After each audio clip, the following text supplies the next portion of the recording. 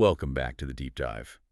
Today, we are doing something a little different. A little darker, maybe. A lot darker. Usually when we talk about the history of big ideas, philosophy, science, human rights, we tend to look at the bright spots. Right. We look at Athens under Pericles or Florence during the Renaissance, all marble statues and sunshine and people drinking wine in open piazzas. Right.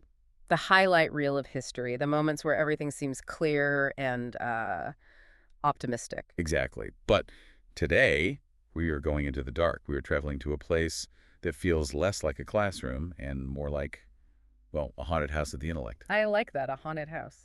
We're looking at the birth of Polish philosophy, specifically based on the first chapter of the Historia Filozofii Polskiej, focusing on the Middle Ages. And the setting here is crucial. We aren't in the sunny Mediterranean. We are in the deep forests of Eastern Europe in the 15th century. The autumn of the Middle Ages. That's the phrase the source uses. And it struck me immediately because autumn implies things are dying, leaves are falling, it's getting colder. Why does Polish philosophy start at the end of an era? That is the central paradox we have to unravel today. You have to understand the timeline. By the year 1400, the golden age of Western scholasticism, the age of Thomas Aquinas, where they thought they had built a perfect cathedral of logic to explain God, that was over. It was done. It was crumbling. And that is the moment Poland decides to step onto the stage. So everyone else is packing up the party and Poland is just arriving with a keg. In a way, yes.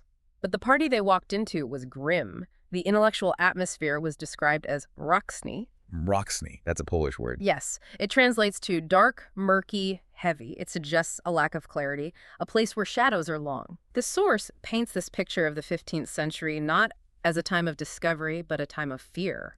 There were rigid structures that were starting to crack. Fears of heresy were rampant. And there was this desperate, almost frantic search for order in a world that felt like it was sliding into chaos. And right in the middle of this mroczny atmosphere, in the year 1400, King Władysław Jagiello decides to renew the University of Kraków. And the language they use to describe this university, it's intense. Very intense. I have a quote here from Stanislaw of Skarbomir's, the first rector. He calls the university the throne of God. A common enough metaphor for the time, a seat of divine wisdom. But wait, he continues. He says, from this throne come thunder, voices, and lightning. That doesn't sound like a quiet library where you study grammar. That sounds like a weapon. It was a weapon. That's the perfect way to frame it. You have to remember, this wasn't learning for the sake of learning. This was an intellectual storm meant to roar across the land. A storm against what? Against the chaos. Against the Teutonic Knights, against political instability, against heresy. Stanislaw was setting the stakes. They were building a fortress of the mind to defend the kingdom against the dangers encroaching from all sides. So before we get into the heavy machinery of the university, the logic, the physics, the battle for reality, we need to understand what was there before. Because the source calls the period before 1400 the pre-university period. And honestly, it sounds a bit ghostly. It was a void, or perhaps a phantom existence. If you look at the 12th and 13th centuries in Poland, you don't have a system. You don't have Polish philosophy with a capital P. Nothing organized. Nothing. You have isolated chroniclers. You have monks copying texts, but there's no school. However, there's one figure who pops up in the 13th century who fits our spooky theme perfectly. You're talking about Witello. Witlo, or Vitello. He's this mysterious character of mixed heritage, half Polish, half Thuringian, and he appears like a specter in the history books. He travels to Italy, he studies, and he writes a massive tome on perspectiva. Which means optics, right? The science of light. Technically, yes. But see, this is where we have to adjust our modern brains. When we think of optics, we think of cameras, lenses, photons, dry physics. For Vitello, studying light was studying the boundary between the physical and the divine. Because God is light, that old idea. Precisely. In the Neoplatonic tradition he was following, light is the primary form of the universe.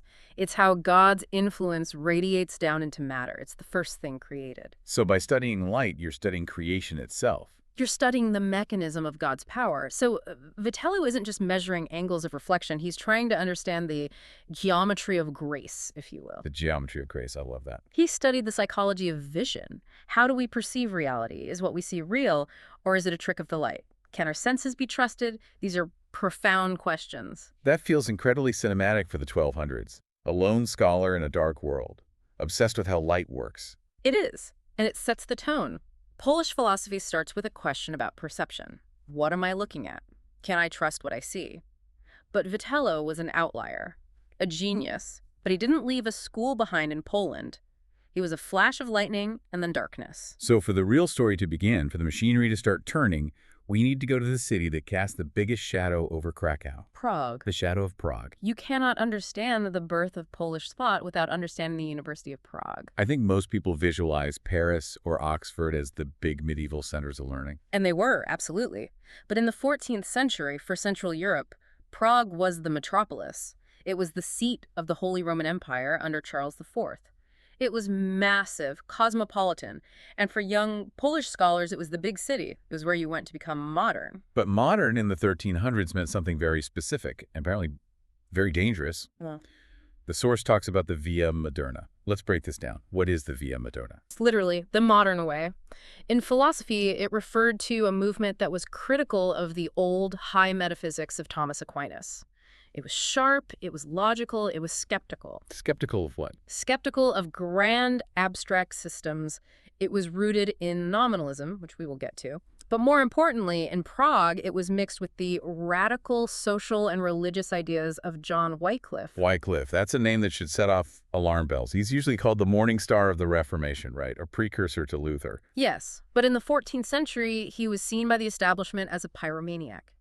Wycliffe argued against the wealth of the church, he questioned the authority of the Pope, and he attacked the doctrine of transubstantiation. He was a theological bomb thrower. And in Prague, his ideas found fertile ground. Very fertile ground. In Prague, these ideas didn't just stay in the classroom. They filtered out into the streets. They mixed with Czech nationalism under Jan Hus, and eventually they exploded into the Hussite Wars. Blood, fire, crusades, actual wars.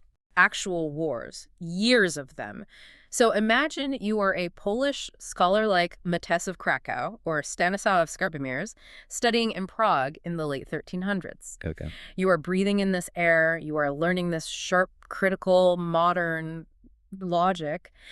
But you are also seeing that these ideas can burn cities down.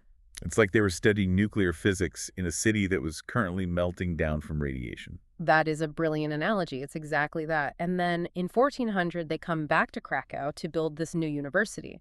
And they have a problem. A huge problem. They want the tools of Prague, the logic, the rigor, the critical thinking, but they are terrified of the result, the heresy and the war. So they have to filter it. They have to sanitize it. They have to perform intellectual surgery. They have to extract the medicine of logic and leave the poison of heresy behind. It created a fascinating atmosphere in Krakow, a tense surveillance state of the mind. What do you mean by that? The source mentions explicitly that there was a hostility toward Hussites in Krakow. They were constantly on guard. They had to prove their orthodoxy. So if you were a professor in Krakow in 1410 and you sounded a little too much like a Hussite, you were in trouble. you were in trouble. You could be accused of heresy. So these men of 1400, the founders, were walking a razor's edge. They had to prove they were Orthodox Catholics every single day while using the very tools that the heretics used. It made the intellectual climate very heavy, very guarded. This backdrop of fear really helps explain the next section of our deep dive, the battle for reality. The source dedicates a lot of time to the conflict between the Via Moderna and the Via Antiqua. The War of Universals. No, I know when listeners hear universals, their eyes might glaze over. It sounds like abstract nonsense from a dusty textbook. It does, but it's not. But in this context, the source frames it as an existential crisis. Can you explain the difference between nominalism and realism in a way that shows why it was so scared? Absolutely. Let's use the classic example. Let's take humanity. Okay. All of us humans, so the concept of being human. Right. Now, the realists, the Via Antiqua, the old way, the way of Aquinas, said that humanity is a real thing. It exists. Maybe it exists in the mind of God, or maybe it exists in the substance of the world, but it is real. Or an actual entity. Yes. It connects me, you, and everyone listening. We are all part of this one great web of humanity. It's what makes us all fundamentally the same. That sounds comforting. It's orderly. We're all connected. It is comforting. It provides a stable structure to the universe. There are real categories. Goodness is real. Justice is real.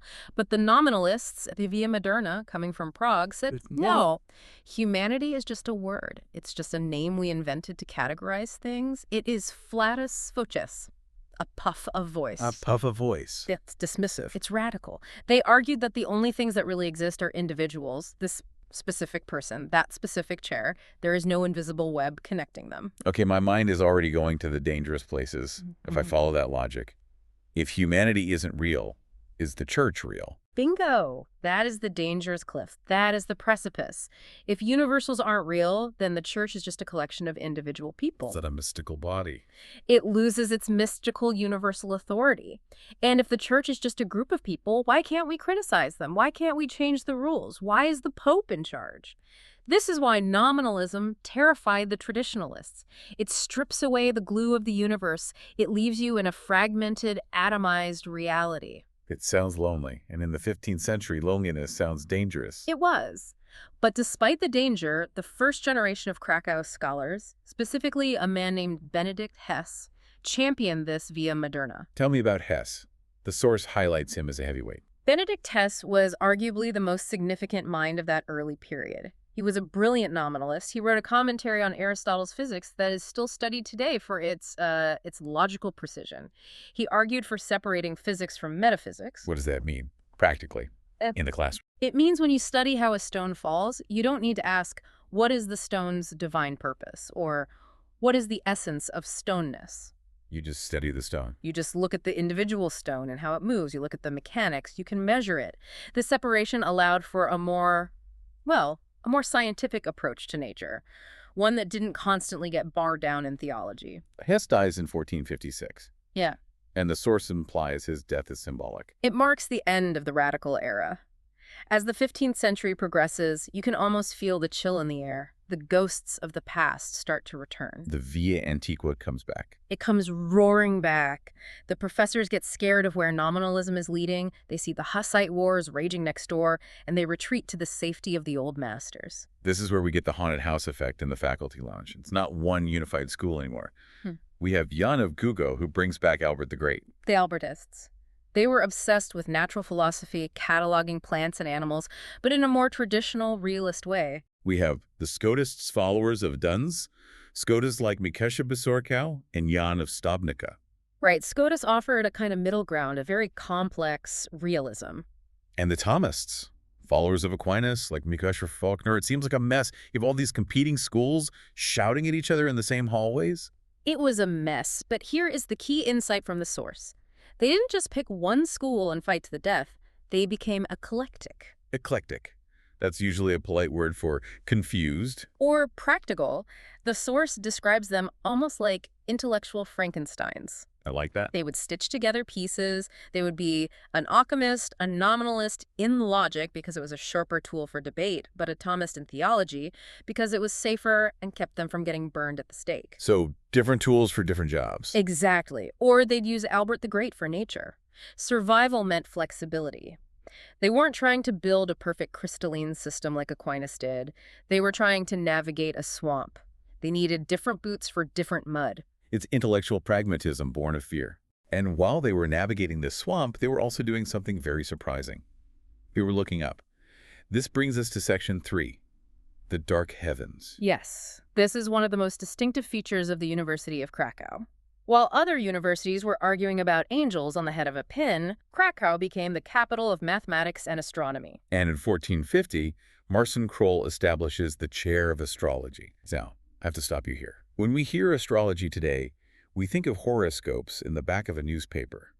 You'll meet a tall, dark stranger. Right. Pseudoscience.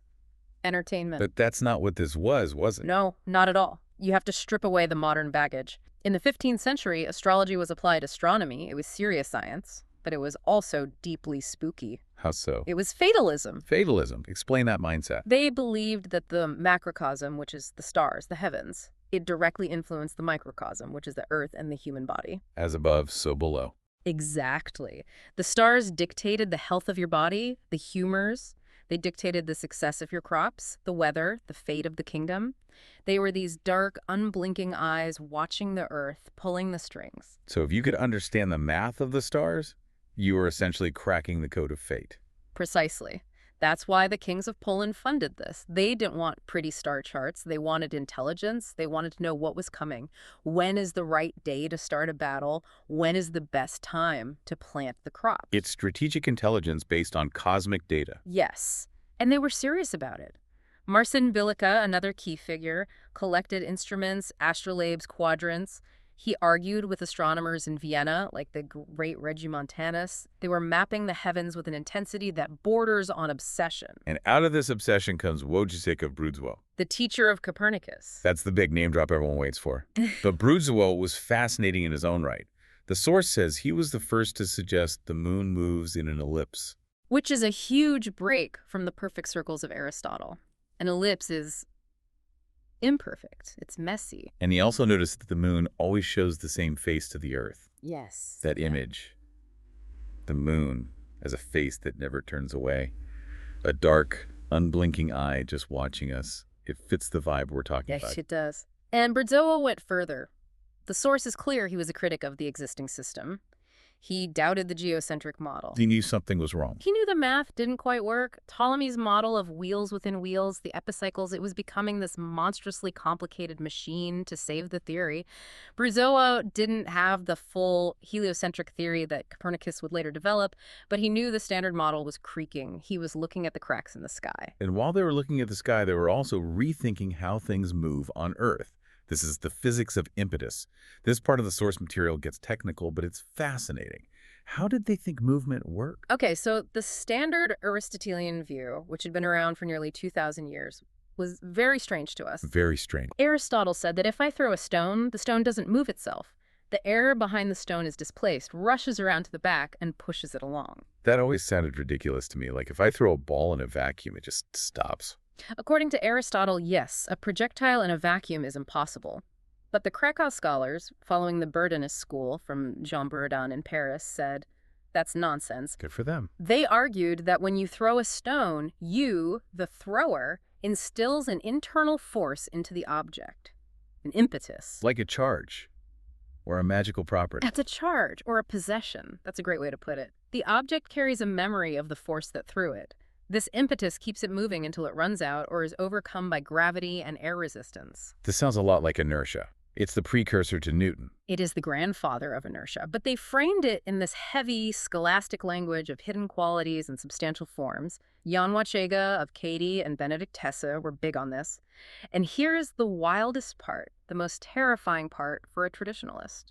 To make this theory work, they had to allow for the existence of the vacuum. The void. Yes, empty space. Traditional Aristotelians said, nature abhors a vacuum. Horror vacui. A vacuum is impossible, a metaphysical contradiction. An offense against God's creation. Exactly. But the Krakow scholars were willing to say, no, empty space might exist between the atoms of the world or even between the stars. They were willing to contemplate the void. It really paints a picture of them standing on the edge of a cliff looking down into the dark. They have their logic, they have their stars, and they are willing to admit that the void exists. But remember, they needed that logic to survive, Right. which leads us to the next section, the logic of survival. Logica utens. Applied logic. Or better yet, logic as a weapon. They weren't studying logic just for the fun of abstract puzzles, like a Rubik's Cube for monks.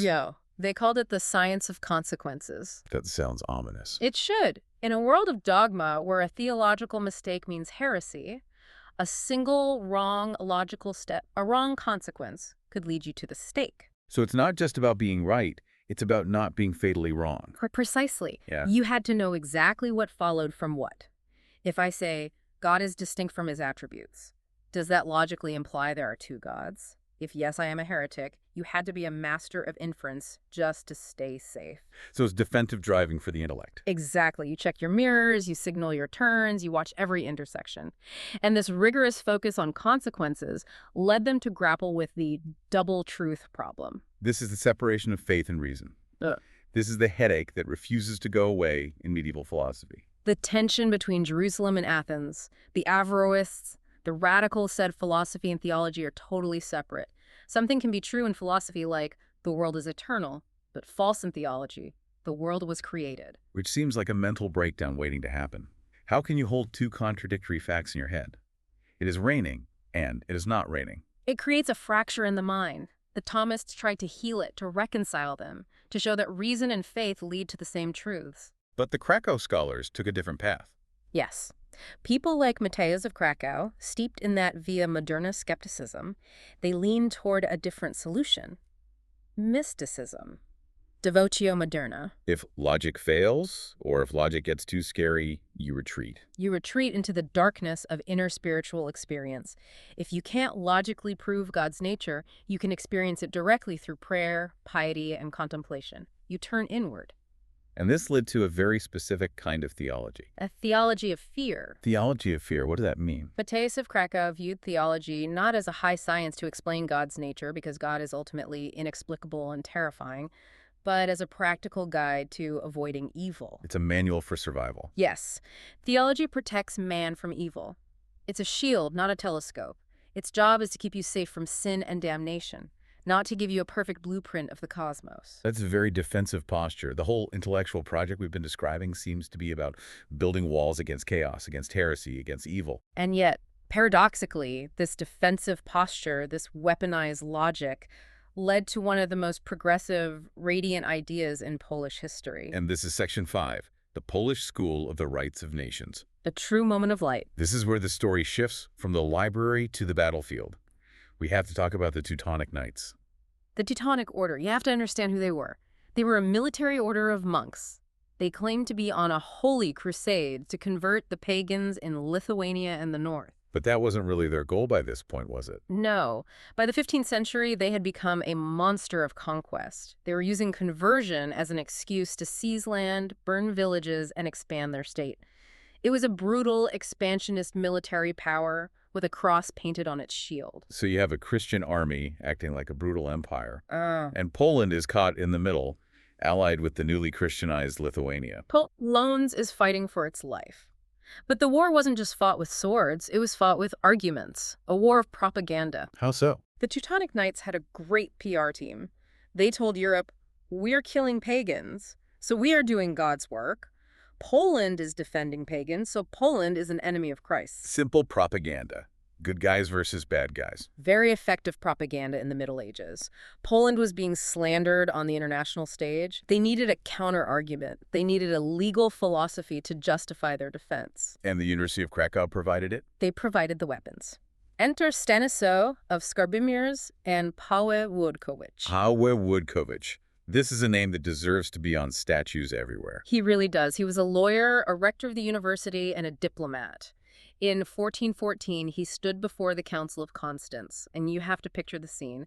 This was the United Nations of the Middle Ages. The Pope was there, the Holy Roman Emperor, bishops and kings from all over Europe. The highest authority in the world. And Wódkowicz, representing Poland, presented a radical idea. He argued that infidels, that pagans have rights. Wait, unpack that. In the 1400s, in front of the Pope, he's saying people who aren't Christians have rights. Yes, natural rights.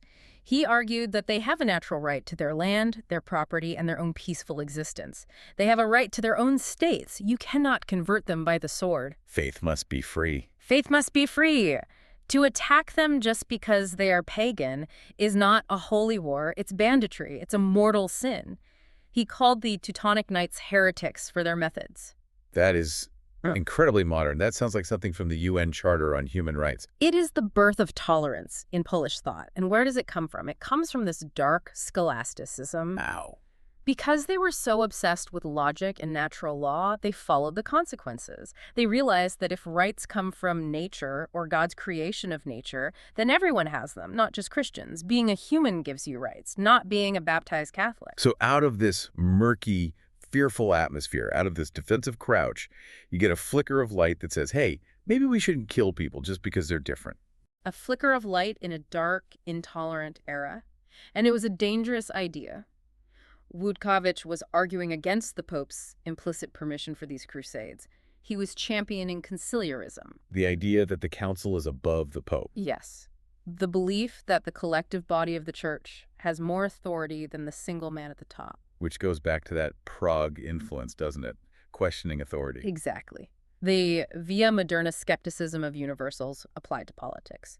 If the universal, the Pope, isn't the absolute reality, then the collective of particulars, the council, has the real power. It was revolutionary. It's amazing that this happened in the Twilight. You'd expect this kind of thinking in the Renaissance or the Enlightenment. But it happened here because the pressure was so high. The Teutonic threat forced them to think deeply about justice. They couldn't afford to be lazy in their arguments. Their national survival depended on it. So we have physics, we have politics, we have international law. Now let's look inward. Section 6. the dark nature of the soul. This brings us back to metaphysics and psychology. And again, the source notes something interesting: a lack of systematic metaphysics in Krakow. They avoided the big questions about Right. the nature of being. They avoided the theology, speculative theology. They didn't write grand treatises on the inner life of the Trinity or the ultimate nature of God. Why not? Because of Ockamism. Because of a concept called voluntarism. Voluntarism. That sounds like volunteering. Nothing so cheerful. It comes from the Latin voluntas, meaning will. It's the idea that God's will is primary over his intellect. Okay, what is the implication of that? That seems subtle. Think about the scary implication. If God is pure intellect, then he is bound by logic. 2 + 2 must equal 4, even for God. He must act in a way that is rational and good. Okay, that's a stable, predictable God. Right. But if God is pure will, then he is not bound by logic. He is not bound by goodness, as we understand it. He is pure, absolute, sovereign power. So he could command us to hate him. And it would be good, simply because he commanded it. He could make 2 + 2 = 5. His will creates truth. It doesn't follow it. That is terrifying. It makes the universe feel arbitrary. It makes God unpredictable. Yeah. If the universe is not a rational machine, but subject to the terrifying, arbitrary will of the Creator, then you can't just think your way to God. You can't build a ladder of logic to heaven, Because God might just kick the ladder over for no reason you can comprehend. so you have to obey, you have to fear. This circles back to that theology of fear we talked about. It fueled the devotio moderna. Since you can't predict God, you must be pious, you must be humble, you must follow the rules, you must retreat into that inner castle of the soul, because the outer world, the world of stars and storms, is subject to a will you cannot fully comprehend. It really is a Morosini worldview. It's heavy, it's intense, and it permeates everything from their physics to their politics to their psychology. It is. It's a worldview where you are small, the universe is vast and dark, and the only light is the little candle of your own piety and your sharp, weaponized logic. So what does this all mean? We've toured this haunted house, we've seen the phantom origins with Vitello, the nominalist crisis from Prague, the fatalistic stars, the weaponized logic, and the arbitrary God. But we've also seen the birth of human rights and the first doubts about the geocentric universe. This is the legacy of the shadows. This Krakow scholasticism was delayed. It arrived late to the party. The last Goth at the dance. It was eclectic, stitching things together. It was practical. It wasn't building soaring cathedrals of thought like Thomas Aquinas did in the 13th century. It was building fortifications. Yes, fortifications against heresy, against war, against the void. It was a philosophy of survival for a kingdom under siege, both militarily and intellectually. And here is the final provocative thought, the question the source leaves us with.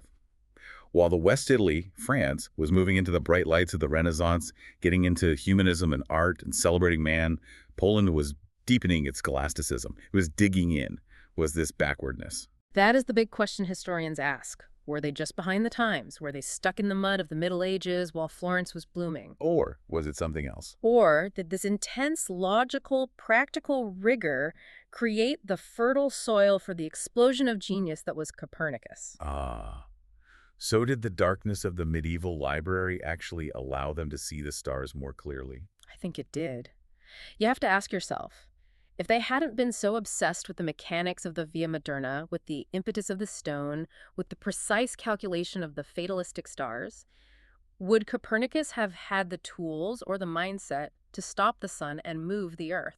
He needed that brutal, unsentimental logic. They needed it. He needed a tradition that was willing to doubt the old authorities, to look at the cracks in the system, and to trust the math above all else. Maybe you need the twilight to notice that the moon is watching you. Perhaps. And maybe you need the fear of the void to dare to fill it with a new theory. The Middle Ages in Poland didn't just end. They haunted the future.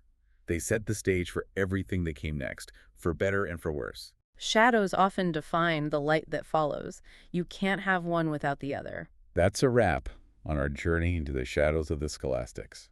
It's been a trip. A fascinating one. Deeply fascinating. Thanks for listening to The Deep Dive. Keep looking into the dark. You never know what you might find.